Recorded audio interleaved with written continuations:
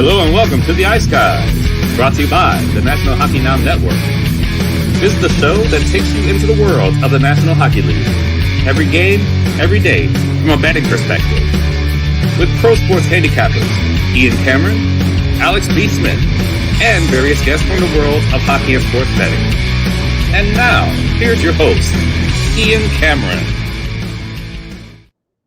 Welcome to the Ice Guys, presented by National Hockey Now, Friday, January 13th. Ian Cameron. Alex B. Smith is back in the house. Great to have Alex back here on this Friday edition of the show. We got a mini, short, small three-game card. We'll spend some time, though, looking back on what transpired last night. But first of all, we got to catch up on how our good man, Alex B. Smith, is doing. He came home, of course, from Chicago, back to Minnesota this week. A little under the weather, which is why he's been off the last couple of days, but feeling good enough to be back today. Alex, how are you doing?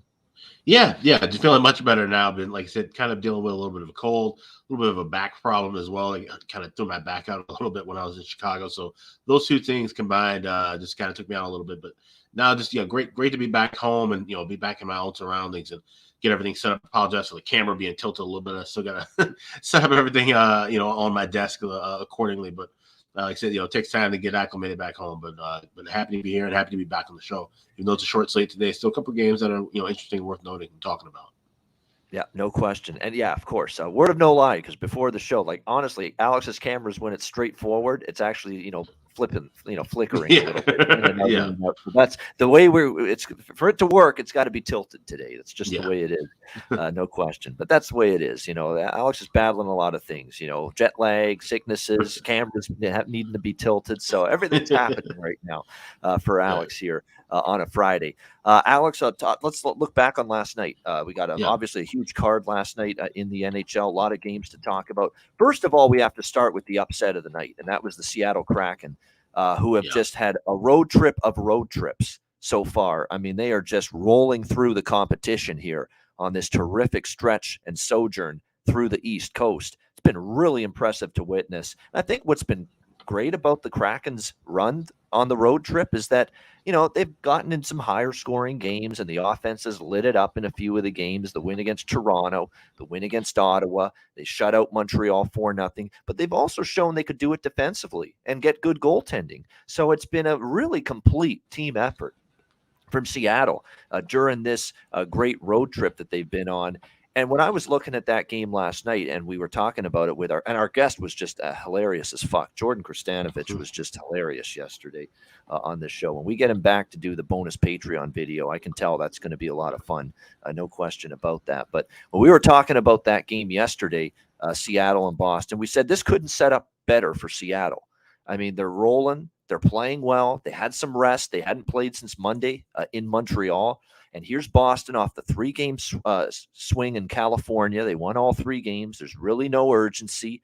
They're back home off that road trip. They've got a huge divisional game with Toronto on deck Saturday night. And it just went perfect to maybe say, let's maybe pick this spot to fade Boston. For as good as they've been, and it's not been easy fading Boston, obviously, with the record they had. They had only 4 regulation losses all season going into last night, and none at home. Seattle handing Boston their first regulation home loss last night, but it was the perfect spot, and Seattle took advantage, and a rare night where the Bruins looked a little bit flat, a little bit lethargic, and they get shut out 3-0. Yeah, and this is that time of year where you can kind of use that look-ahead spot angle at all, really, in hockey. You can't obviously use it in the postseason, and in the beginning of the year, it really doesn't matter either. But right around this time, when you have, like you said, those divisional spots, or you're rematching from a bad loss against, let's say, it's a Western Conference opponent, and you're rematching a loss from early in the year, where you're at home and now you're heading on the road. Those angles, you can kind of use that look-ahead theory. And like you said, they were going to have to lose in regulation at home to somebody, but you didn't think it would be Seattle. You certainly didn't think it would be Martin Jones with a shutout performance, getting it done. So that's definitely the upset of upsets so far this year. It may not have been the biggest price money line-wise. It wasn't in a plus 400, 500 range, but certainly a big enough upset, especially when you add in Boston not scoring a goal at all. And trust me when I tell you this. There were many times I was contemplating, don't do it, Ian. Don't bet Seattle. Just don't do it. Boston's been that good.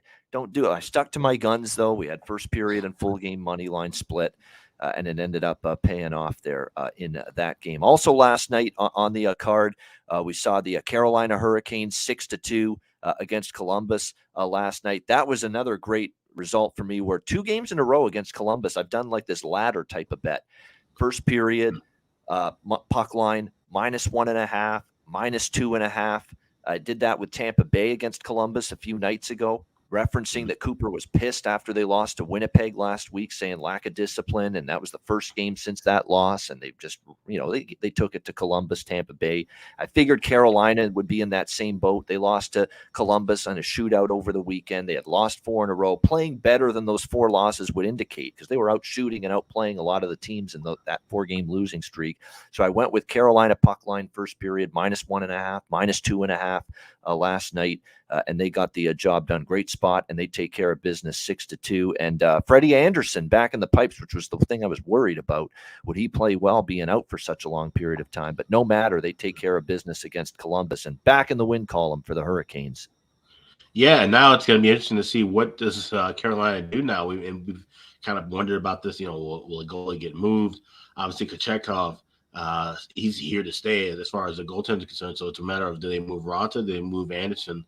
And I think Raanta might be the guy they want to keep around. You want to move Anderson, but is it going to be hard to shop him now, or have him play a few games and start to kind of showcase him a little bit? That's something they really got to kind of answer themselves over the next say 3 or 4 weeks. Well, the thing is, if you're going to keep the 2 old veterans, Anderson and Raanta, then send Pyotr Kochetkov back to the AHL. He's got to play. He's a young kid. He's got to play. Whether it's with the Carolina Hurricanes or in the AHL with the Charlotte Checkers, he's got to play. Simple as that. The Wolves. He'd be with the Wolves now. You're right. The Wolves now. I always say that too. I've said that a bunch. When I always think Carolina's farm team, Charlotte Checkers. Yeah, Chicago Wolves. Yes, right. Chicago Wolves. Of course, he led them to the Calder Cup last year. Pyotr Kochetkov. But yeah, he's either got to play in Chicago or he's got to play here with Carolina. But he's got to get the reps. He's got to get the starts. He's got to get the opportunities in net. So if he's not going to get them in Carolina, because now you got Anderson and Raanta back, he's got to get them down in the AHL, in my opinion. And that's the thing too. I think with Anderson, are you better off keeping him healthy and maybe putting him in the box wearing a suit more games and then shopping him, or do you play him and give him some more face time and let a team, look at him and try to make a deal? I think that's more of the bigger question in my opinion. Because if I were GM, if I had to keep 1 or 2, I'd keep Raanta. But like I said, I still want to have Kochetkov playing, and I'd rather have him playing up with the big club because that tandem has worked so far. Yeah, no question about that. It's interesting to see where they go with the goaltending moving forward. Detroit 4-1 over Toronto. Not totally unexpected. The Leafs played Nashville. That was a very intense, both teams really exerted a lot of energy defensively against each other. That Toronto-Nashville game on TNT the night before. Very good game, very tight, defensive game, great goaltending in that game. And Toronto definitely didn't have that same spark last night against Detroit. But credit the Red Wings, played well. 4-1 win over the Leafs in that game. Feel bad for Bobby McMahon. He thinks that he's got his first NHL goal last night. It gets disallowed, and that pretty much set the tone the rest of the night. And then Detroit, of course, gets the first goal after that. So unfortunate. You think a guy's got his first NHL goal, gets disallowed, and tough moment there. It's what's hilarious? Now, look, his last name is spelled McMann, McMahon. It's not the other spelling of McMahon. But still, it's funny to mention that Bobby McMahon's father's name, do you know what it is? Vince McMahon. It's like understood. Vince McMahon. Now look, it's a different spelling. I get it. McMann. It's not that Vince McMahon. Mr. WWE, who's doing some interesting shit. Let's to put it mildly right now with his own company. Getting involved with the Saudis, going a little LIV golf route. But that's another story. But yeah, just funny that Bobby McMahon's father, Vince McMahon. There we go. That's hilarious. How about best bet lost for me yesterday? First time that the Montreal Canadiens don't give up 4 goals to the opponent. The best bet falls short with Nashville team total over 3.5 last night. Tons of chances, 40 shots, but actually Montembeault was pretty good in net. And a last minute debut in net for Nashville. Yaroslav Askarov in net for them last night. for the Predators and takes it on the chin with the 4-3 loss to the Montreal Canadiens. A wild one between the Canucks and the Lightning, where, one thing about Vancouver is they don't give up in games. They're not good. They're awful defensively. We know that. But they were down, 5-2 in that game. They make it 5-4. And gosh darn it, they almost tied it. I mean, what a save by Vasilevsky with like a second to go right at the end of the game. And absolutely, it was just an outstanding save by him, or else Vancouver could have tied it. But another disappointing loss, another setback for the Canucks, and Tampa hangs on 5-4. That was a good game for me. I had Tampa in over 5.5, the combo bet, and I'm going to be starting to do that a lot more often, the combo bet, money line, and a total. And in fact, I got one of those on the card tonight that I'll be talking about. So that's a good option at this time of year. You've got to dumb down the price of some of these big favorites, and that's the way you do it.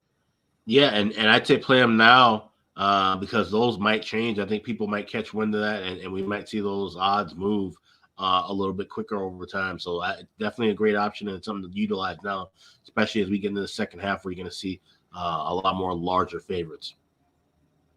Yeah, no question about that. Winnipeg 4-2 over Buffalo. They bounced back after a loss to the Detroit Red Wings the game before that.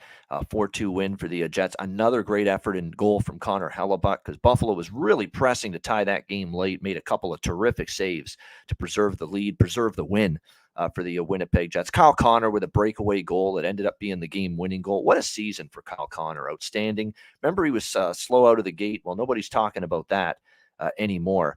He's been absolutely terrific and one of the huge offensive catalysts for the Jets this season. Minnesota, how about them? They were down 1-0 most of that game. They rallied back 3-1 over the New York Islanders. I took the Wild in that game. Alex did too, because I think that was on his card as well. Wild last night, money line over the Islanders. I just think the Wild were a little bit better team than the Islanders. It's not a bad price. Both teams were coming off losses in their last game. I just thought the Wild had the chance to get the job done, bounce back. I still have them higher up the power ratings, in my opinion, than the Islanders, and they got the job done 3-1 over the Islanders. Calgary finally has a good third period, and they beat St. Louis 4-1.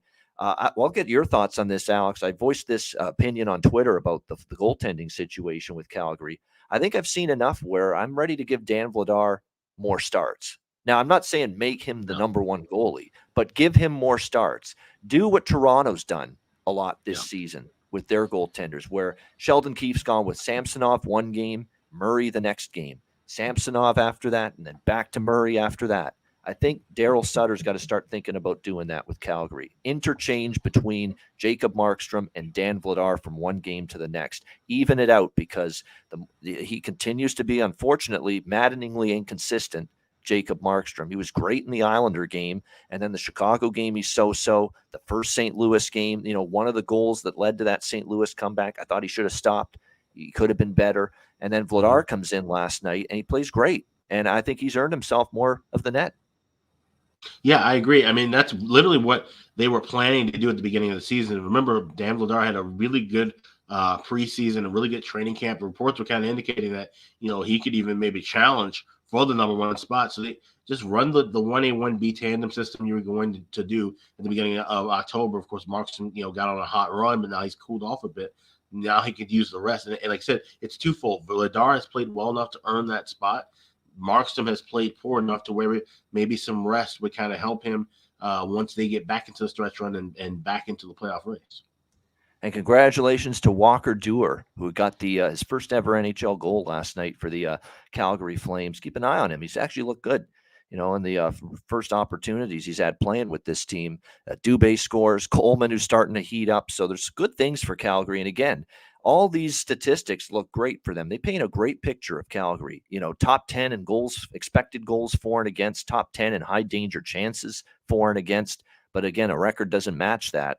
Let's see if they start putting the wins on the board to match what looks like a good team statistically.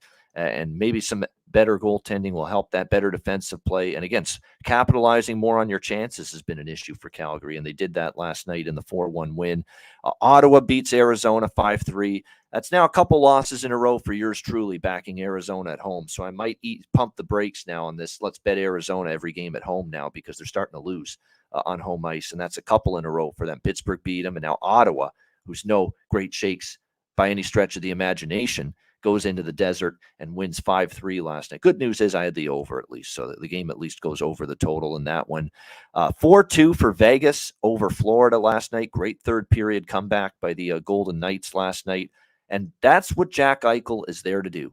Big goals, timely goals, big moments. And it was his breakaway goal, beating Bobrovsky to tie the game at 2, that sparked that comeback for the Vegas Golden Knights. That's what you look for out of Jack. You know, Jack Eichel is brought in here to be that difference maker, that game breaker.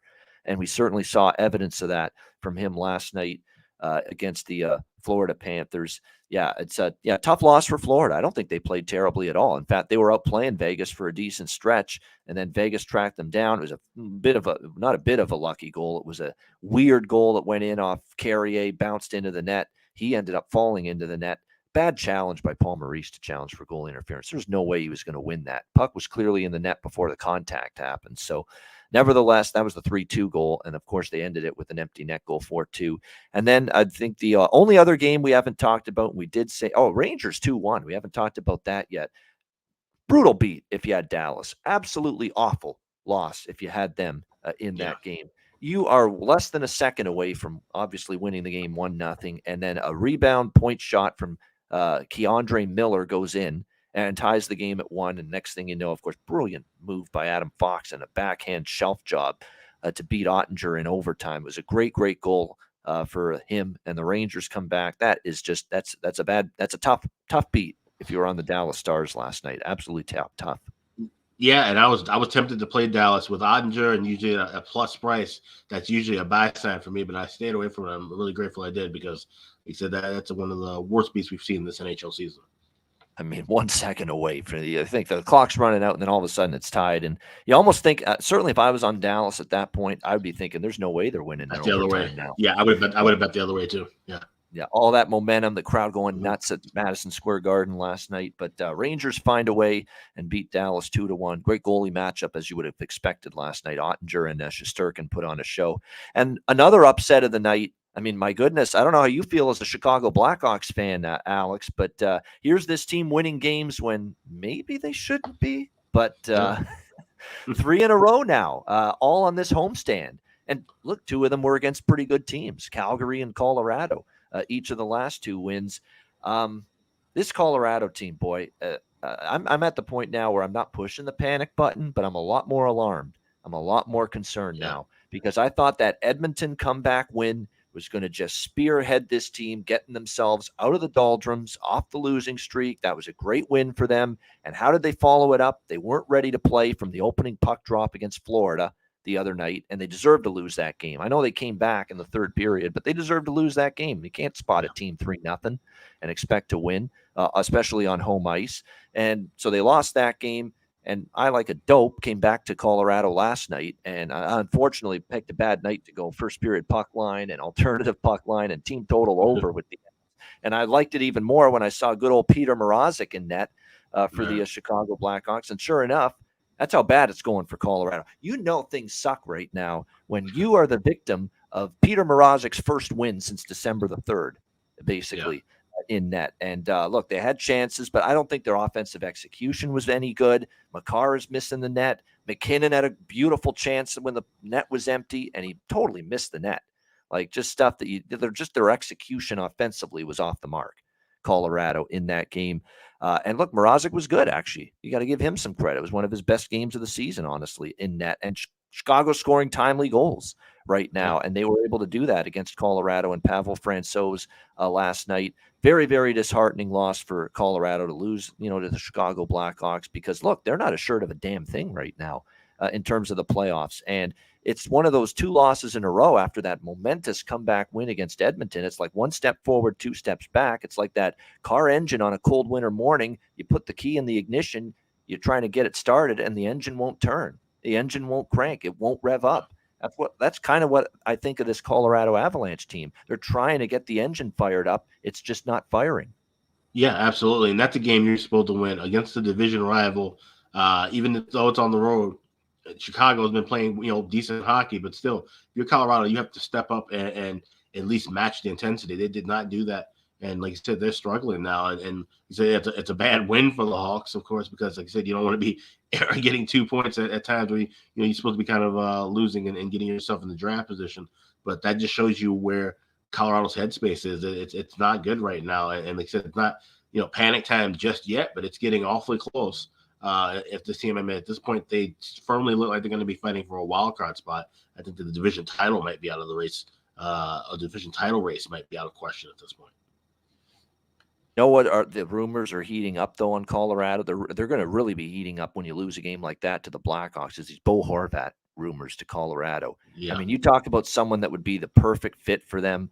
Center. They still have not totally, they've felt the loss of Kadri. Kadri was a perfect fit for them. And I know Kadri's been up and down with Calgary this year, but with Colorado, he's a perfect fit. And we know how great he played there, and especially in the playoffs. And look, Comfer, I think in the second line center spot's done a very nice job, but I think they still ultimately would prefer Comfer third line because he's a good defensive center as well, and get someone with some offensive upside on that second line center spot. And in terms of offensive upside, what can you say about Bo Horvat? He's having his best season of his career by a mile. So those little rumblings about Colorado in the market for Bo Horvat at the trade deadline, they're going to definitely be heating up probably a little bit more, especially when you see them lose a game like that last night to the Chicago Blackhawks. All right, that was last night. For me, it was, look, the best bets have cooled off for me. So the Nashville team total over fell short. It was a kind of an up and down night last night, but on we go now to this Friday slate. We've got 3 games, and we'll start with Winnipeg and Pittsburgh. Penguins minus 170 home favorites, 6.5 the total in this game. Lots to talk about here. First of all, definitely Winnipeg on the back-to-back on the road. Not the greatest spot for them. No question about that after a big win against Buffalo last night. Nice bounce-back performance after falling short to the Detroit Red Wings before that. Also keep in mind, not only is it tough for Winnipeg in terms of back-to-back on the road, you wonder where the stamina is going to be and the energy for this team. They've got an illness, the kind of illness that's plaguing Alex this week and a lot of other people around the world with, winter and cold and flu and COVID still floating around and all kinds of other, illnesses that people battle at this time of year. Well, it's going through Winnipeg right now. I mean, they've basically had a bunch of players at some point have this illness run through their system.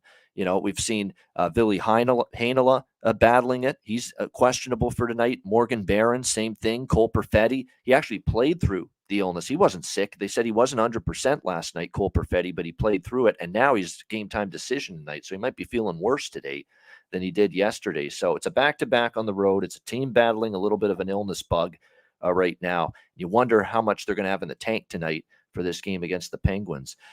Pittsburgh, of course, coming off Vancouver, it was up 3-0 in that game against the Penguins the other night, and Pittsburgh tied it up 10 minutes later, 3-3, which shows you the plight of the Canucks right now. And Pittsburgh won that game 5-4 against Vancouver. They've had 2 days off, so it's a huge rest advantage in the schedule in favor of Pittsburgh here in this game. And look, Casey DeSmith got pulled against Vancouver. Dustin Tokarski, who has been around the block, I would say, to many different teams up and down between the AHL and the NHL in his career, Tampa Bay, Montreal, Anaheim, Buffalo most recently, and now here in Pittsburgh.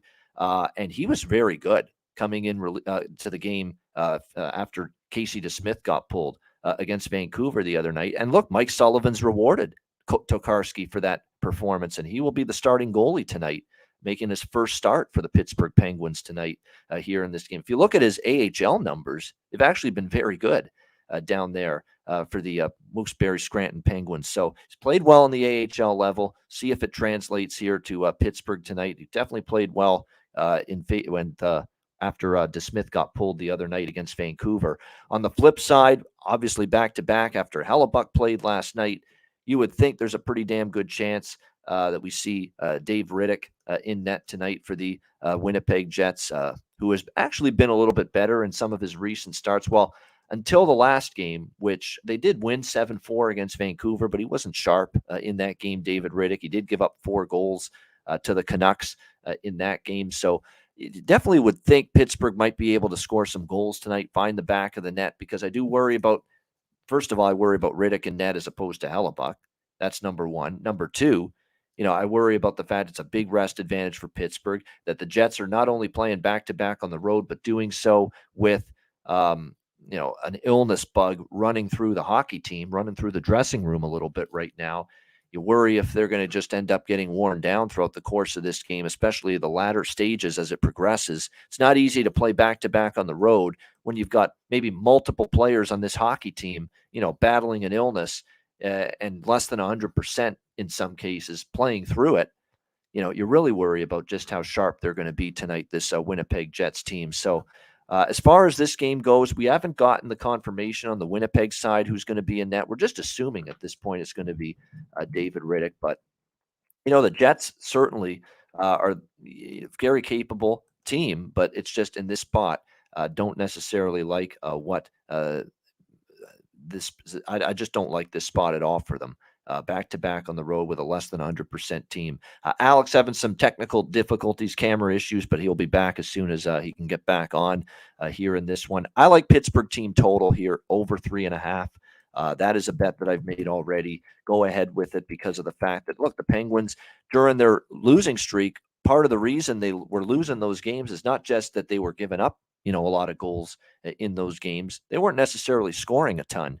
Either. They went through a stretch during that losing streak where, they scored only 1 goal to the island against the Islanders. They scored only 2 in a loss against New Jersey, only 1 goal against Boston in a loss. The Vegas game, they only scored 2 goals. So the offense has definitely had some issues during that losing streak, but now they've won 2 in a row, and look, their offense has kind of come back to life a little bit. 4 goals against Arizona, 5 goals the other night against Vancouver. Granted, Winnipeg's a better team, better defensive team than both of those, but still 9 goals in the last 2 games combined for the Pittsburgh Penguins, with Riddick in net, with the Jets on a back-to-back, and with the team just battling through this flu bug, illness bug, whatever you want to call it, running through the team. I think it sets up nicely here for Pittsburgh to probably break the 4-goal mark. So I like Pittsburgh over 3.5 here, team total, minus 115. Smaller lean to the over, but I like the team total more. Alex is back with us. Alex, what are your thoughts here? Jets, Penguins.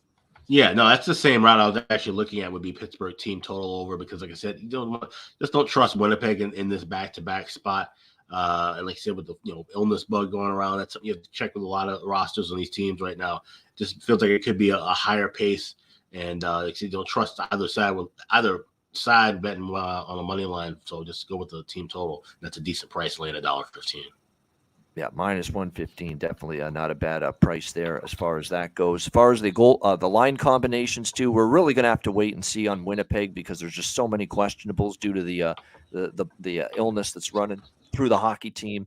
As far as Pittsburgh goes, when you look at their lineups right now, you always, when they are at their best, Pittsburgh, they're getting, Jason Zucker stepping up. He's doing that right now. 2 goals, 3 points the last 2 games. I think he's a good prop for this game from a Pittsburgh standpoint. You're always going to get a few better prices with him compared to some of the others on the team. And Rickard Rakell's the other.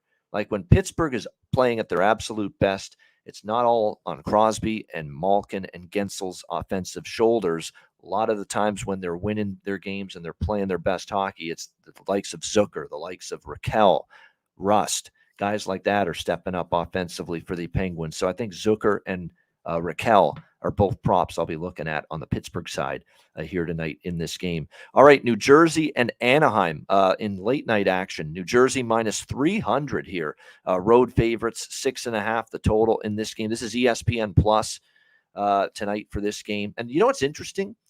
Roxy Bernstein is doing play-by-play on this late Friday night ESPN Plus game for the second week in a row.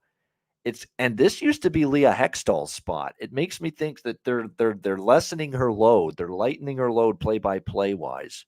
I did see her do a game last week in the sideline, the rinkside reporter, but play-by-play, she's not involved as much. I've just noticed that the last few weeks. So maybe a creative decision making from upstairs. Maybe I don't know, but it's just something I've noticed, Alex. It is interesting, and that might be the case. I mean, people have been, criticizing her work for some time now. So maybe, they listen to the fans and they're getting what they want.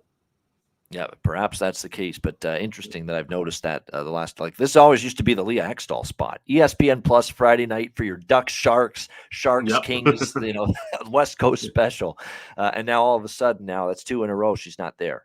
So it's just I've noticed it, but as far as this game goes, I mean, is Anaheim going to show some pride at some point? I mean, it's just like, how many times can you get blasted and not be sick and tired of it? I mean, now we have seen them rise up on occasion. But the last 2 losses, 13-3, outscored by the Oilers and the Bruins in the last 2 games. Now, the last time they lost 2 in a row at home, they bounced back. They won the next 2, and they beat Dallas. They shut them out. Gibson was outstanding. And then they beat San Jose 5-4 in overtime. But I don't know if I trust Anaheim at all. It's just an erratic team. But they're also that team that after 2 losses like that, we have seen at times they've risen up and they've bounced back and they've won games that you don't expect them to. So it's a very, very odd spot here. I know I'm not ready to lay minus 300 with New Jersey or fully ready to trust the Devils. I do think New Jersey might be a little bit of a bet on team in the near future because they're showing signs of getting out of their rough patch. The last 2 wins were impressive.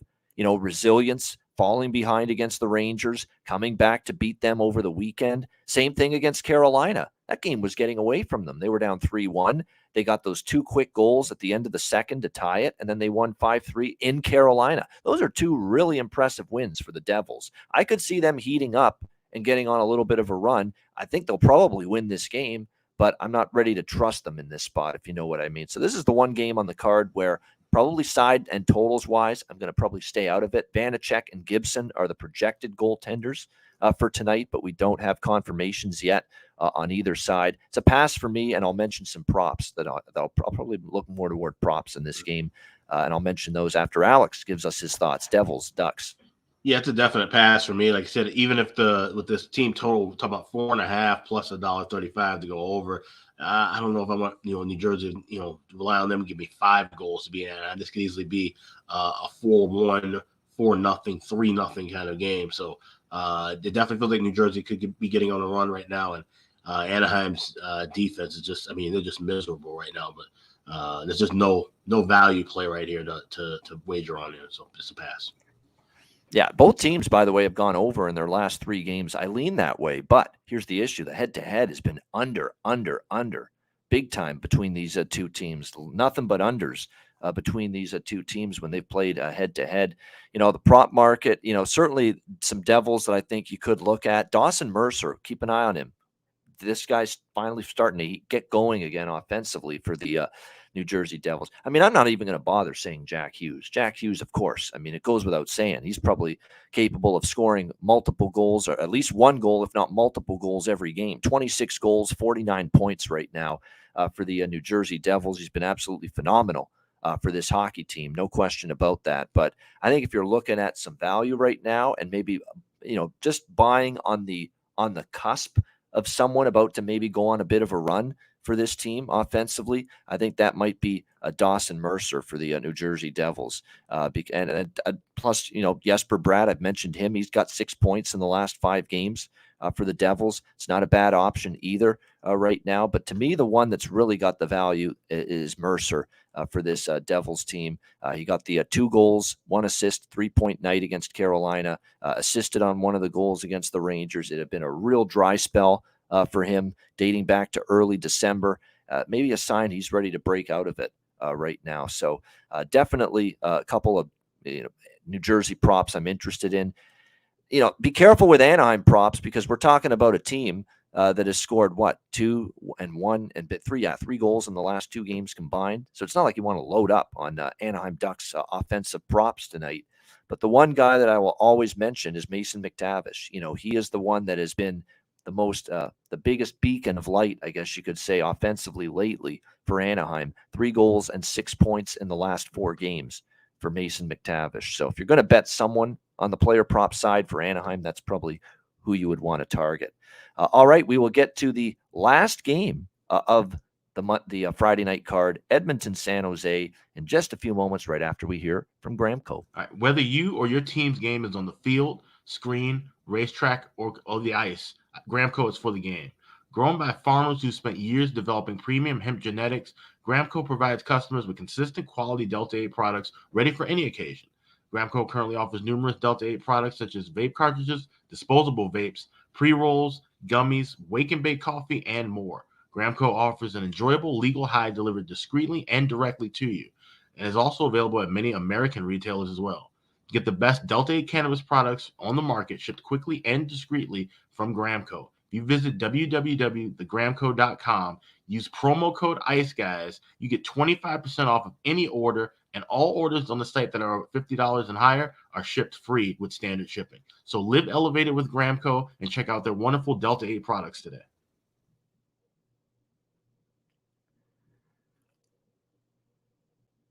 All right, we are back here on the Ice Guys. Yeah, Nico Hischier, good call there in the chat. He's from a goal scoring standpoint, no question about that. 6 in the last 7 games for Nico Hischier. 6 goals, that is, in the last 7 games, and he is on an 8-game point streak for the New Jersey Devils as well. So this is one of those games too. Have fun with a same game parlay. That's what I'm going to do.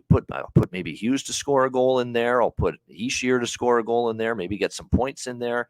And see if we can stack up a nice plus price with all of that together and see if we can cash with it. So it's that kind of game for me rather than betting a side or a total in it.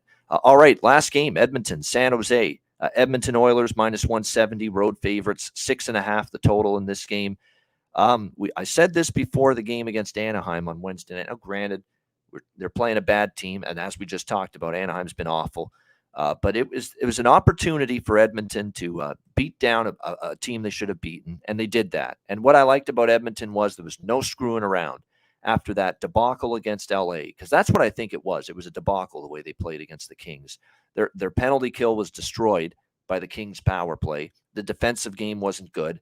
The goaltending was mediocre. It was one of Skinner's bad games, believe it or not, against the Kings in that one. And their own power play, which is lethal, Edmonton, got totally shut down by the LA Kings. It was a special teams dominated victory for LA against Edmonton. The only good thing about Edmonton in that game was they showed some team toughness, and they got involved in 3 fights in that game against the Kings, which was really actually refreshing to see, especially 2 of the guys that aren't typically guys that do that kind of thing, Klim Kostin and Jesse Puljujärvi. Getting involved in fights in that game, which was good to see. But on the scoreboard, they got beaten down.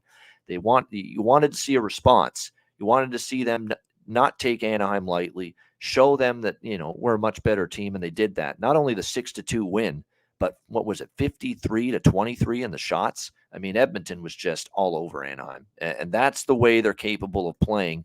And this shouldn't be a spot where, okay, we answered the call. After the bad game against LA, we beat Anaheim. Now we fall flat again. No, this should be a spot where you drill another team you should beat here, the San Jose Sharks, who are, 2-6 in the last 8 games going into this game. I think Edmonton is going to win this game. It's just a question of how do you want to bet it. It's -170. You could go Oilers in regulation. You could go Edmonton team total over. I've gone in multiple directions here. You're going to need to get out a pen and paper, basically to write down and jot down what I'm betting in this game, and just in terms of pregame side and total. But it's a weird way of approaching it, and it's smaller bets across the board. But I wanted to cover all bases, in this game. But I like Edmonton a little bit in regulation, and again, you can get a better price on that here tonight at around even money with that here with the Oilers in regulation time against San Jose, currently at -103, for instance, at Pinnacle. I like the Edmonton team total over as well, 3.5 -114 in this game.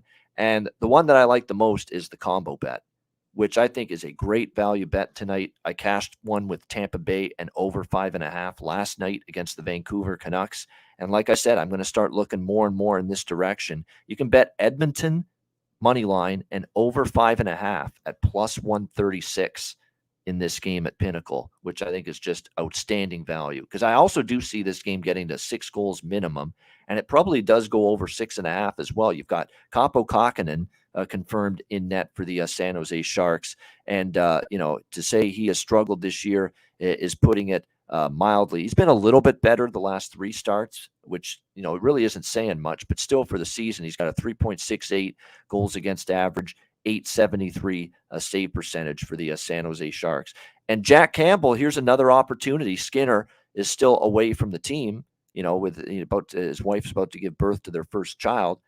So that's why it wasn't in Anaheim the other night. He's not here tonight. I don't think he'll be available tomorrow night either when they play in Vegas on Saturday night. So Jack Campbell now with multiple opportunities to show Jay Woodcroft and the coaching staff that I'm ready to turn my season around. I'm ready to start playing better hockey in between the pipes for you. And it was at least a step in the right direction, against Anaheim. 2 goals allowed on 23 shots.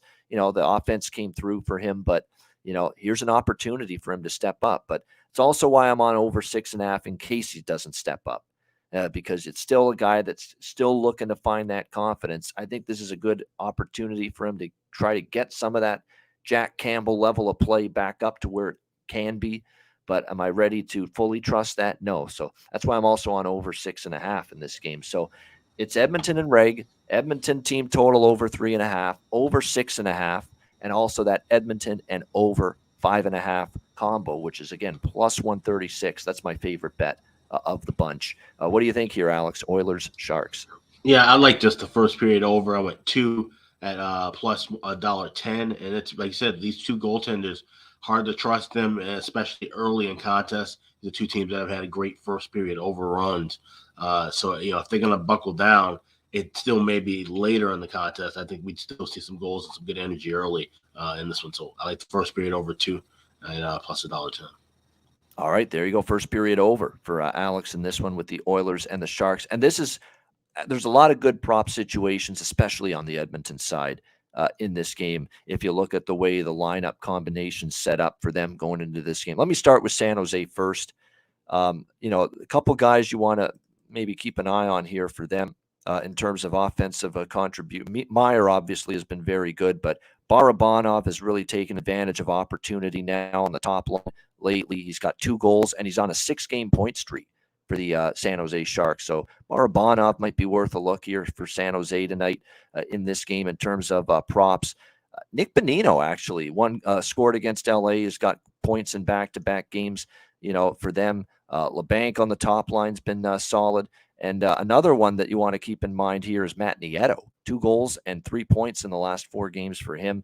On the Edmonton side of things, man, do things get really interesting here. Klim Kostin, I've been betting some props with him lately because he was moved up to that top line role for the Oilers, and he finally scored his first goal the other night against Anaheim. Definitely think he might be worth a look again tonight in this game. Ryan McLeod has moved up to the second line. Not a bad option. And the 2 players that are going to be flanking Connor McDavid on the top line, I think, are absolutely great bets tonight. Yamamoto, yes. And the best of the bunch is Dylan Holloway. I don't know how, and I like Jay Woodcroft. I think he's pretty smart. And I like that he adjusts in game when things aren't going well. He'll shake up the lines. He'll shake up the D pair to try to find a combination that works. That being said, I got to give him hell for this. How the fuck did it take this long to put Dylan Holloway on the top line or on a top 6 forward position with this team? How did it take this long? He was buried on the 4th line all season long for the Edmonton Oilers. This guy's got terrific offensive upside, great skill level. He is not going to flourish in this league playing 8 or 9 minutes a night on the 4th line. And it's about damn time that he was moved up to the top line with Connor McDavid. It happened finally the other night against Anaheim in that 6-2 win. And what do you know?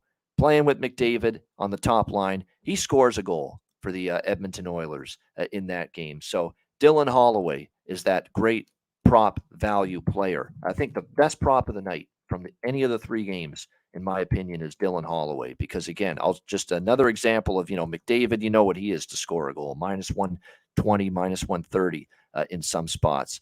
Kyler Yamamoto to score a goal. You know what? He's on that top line as well, and he's plus 360 at Caesars. I mean, it's just insane value, even with him. But then you go to Dylan Holloway, and his goal props plus 460 at Caesars to score a goal for the Oilers. Again, this is a guy that scored against Anaheim, his first opportunity on the top line this season with McDavid, and you can bet him plus 460 to score a goal tonight for the Edmonton Oilers in this game. So, yeah, from a value standpoint, again, doesn't mean it's going to cash 100% for sure. But from a pure value standpoint, that's the value of the night right there, player prop wise. Dylan Holloway, Edmonton Oilers, plus 460, score a goal, playing with McDavid tonight on the top line. Not only playing with McDavid, Alex, but also I think from a power play standpoint, they've got him ready to play maybe power play 1 tonight as well. Yep. So just an incredible price to take advantage of. Yeah, absolutely. Like that, to try and find those bargain bin prices, especially in the middle of the year when they're shaking things up within the lineups, making movements. That's why it's so great to have some of these sites to check these lineups and see where guys are being slotted, and you can find some good value. Yep, no doubt. And to me, Holloway, value of the night for sure in the prop board for this Friday slate. All right, great stuff. That is the Friday card. Thanks to everyone, as always, for either watching the show on YouTube live or listening to the podcast. Hit the like button if you're watching live on YouTube, and make sure you're subscribed to patreon.com/Ice Guys, just $10 a month. Of course, the daily Ice Guys show betting card posted there, power ratings, goalie charts, totals charts, and more. We've got bonus content coming. We've got little features too. Like we're going to do some bonus content where I'm going to finally get around to releasing my favorite in order, worst to best television broadcast teams for each individual team. We'll be doing some stuff like that. Individual NHL topical related content, not necessarily always about betting either, just general about the NHL. That'll be on Patreon. We're going to bring back our guy that was up with me yesterday, Jordan Kristanovich, to talk way more in depth about his career, which started with the Colorado Avalanche for about 20 some games, back when Joe Sakic and Peter Forsberg were playing for the Colorado Avalanche, early 2000s. So we're going to hear some great shit about that.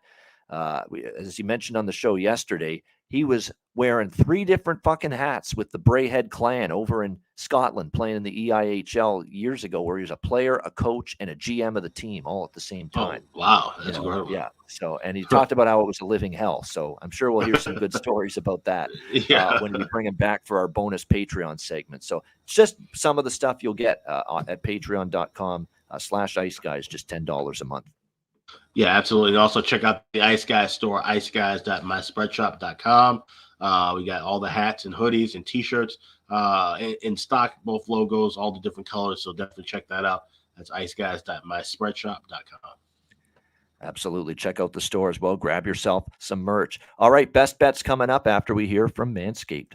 Support for the Ice Guys is brought to you by Manscaped, our good friends at Manscaped, who are the best in men's below-the-waist grooming. Their products are precision-engineered tools for your family jewels. Manscaped's Performance Package, the ultimate men's hygiene bundle. Join over 7 million men worldwide who trust Manscaped with this exclusive offer for you, courtesy of the Ice Guys.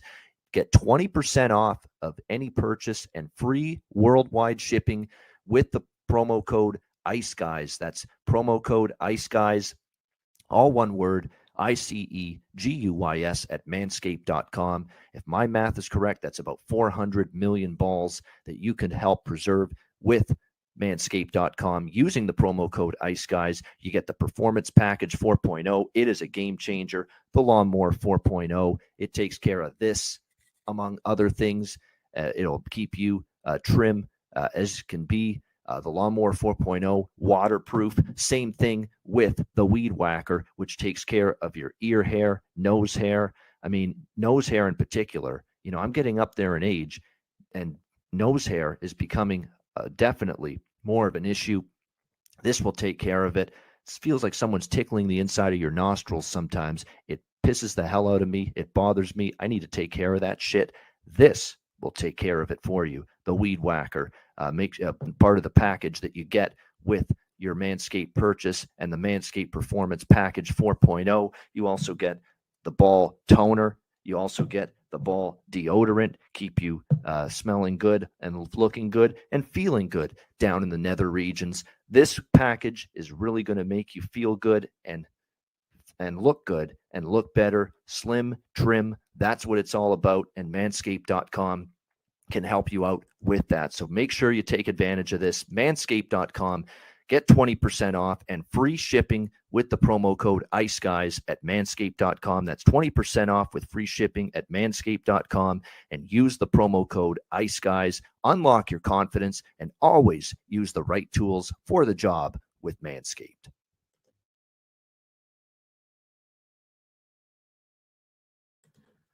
All right, we're back here on the Ice Guys for a Friday, and we are ready to wrap things up with best bets for this Friday edition of the show as we get our chuckles, as many of us do after we play that Manscaped ad on a daily basis here on this show. It made it entertaining for the people. What can I say? Alex, it's just been a couple of days. Yeah. It had been a couple of days since I heard it, so that's why I was laughing. I know. Exactly. Yeah. I know when you've been away from it for a while, it's like you hear it every day. It's like, yeah. But then you're away from it for a couple of days and you get the laughter all back again. Yeah, no doubt. Yeah. Alex, hopefully we'll be laughing to the bank with best bets tonight. What do you think? Yeah, let's go with the late night game. Edmonton, San Jose, two teams that have been great with the first period over. Two shaky goalies, of course, with Campbell and Kokkonen. I think we're going to see some energy early here. So let's go first period over 2 plus $1.10 with Oilers Sharks. That's my best bet for this Friday night. All right, there you go. Edmonton, San Jose, over 2, first period. Best bet here for Alex B. Smith. My best bet, it's going to come from that same game. I'm going to go with that combo. Edmonton money line and over 5.5 at plus 136.